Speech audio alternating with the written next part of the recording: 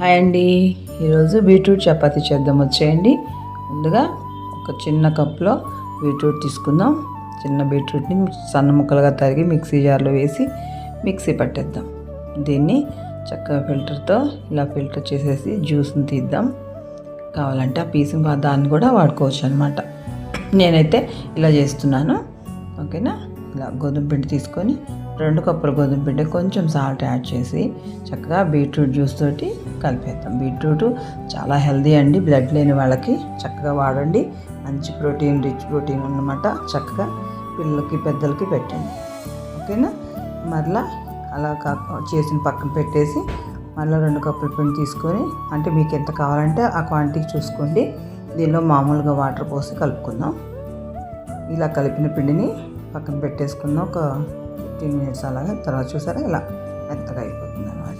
అలా అయినప్పుడు దాన్ని తీసి ఇలా ఉండలుగా చేసుకోండి.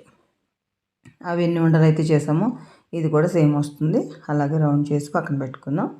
చపాతీ కర్ర మీద, పీట మీద ఇలా చేసేద్దాం. పిండి వేసుకుంటూ చక్కగా రౌండ్గా ఒత్తేసుకుందాం.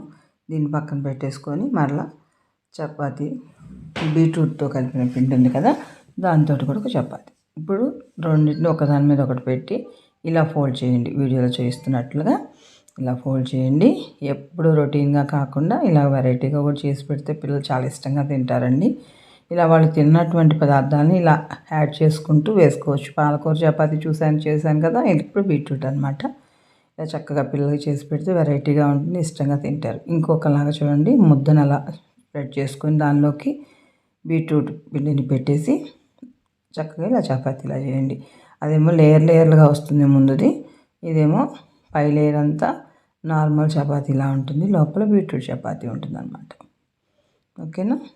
ఇలా చేయండి. మరలా మిగతా ఉన్న వాటిని వేరువేరుగా, ఆ పిండి వేరుగా ఈ పిండి వేరుగా చపాతీలు చేసుకొని ఒక్కొక్క దాని మీద పెట్టేసేసి ఒకదాని మీద ఒకటి పెట్టుకొని మూతతో కట్ చేసుకొని రౌండ్ మూతతో, అవి కూడా చక్కగా ఉంటాయి, చూసేదానికి ఇష్టంగా తింటారు. ఇది స్క్వేర్ షేప్లో మనం చేసుకున్నటువంటి చపాతీ. ఇది లేయర్లుగా బాగా వస్తుంది. అంటే ప్రతి పీస్కి పైన అట్లానే కానీ 2 వైపులా బీట్రూట్ కనిపిస్తుంది, మామూలు చపాతీ కనిపిస్తుంది అనమాట. ఇక్కడ దీన్ని కూడా దీన్ని ఇలా కాల్ చేసుకున్నాం. చూసారా, ఇవి మొత్తం కట్ చేశానండి ఇలా రౌండ్గా. ఒకవైపు నార్మల్ చపాతీ, ఒకవైపు బీట్రూట్ చపాతీ. చక్కగా ఇలా పిల్లలు ఇంట్రెస్ట్గా తింటారు. తప్పనిసరిగా ట్రై చేయండి. నేనైతే ఎగ్ బుజ్జితో సర్వ్ చేస్తున్నాను. మీరు కూడా చక్కగా ఎమ్మీగా తినేయండి. ఓకేనా. Thank you for watching.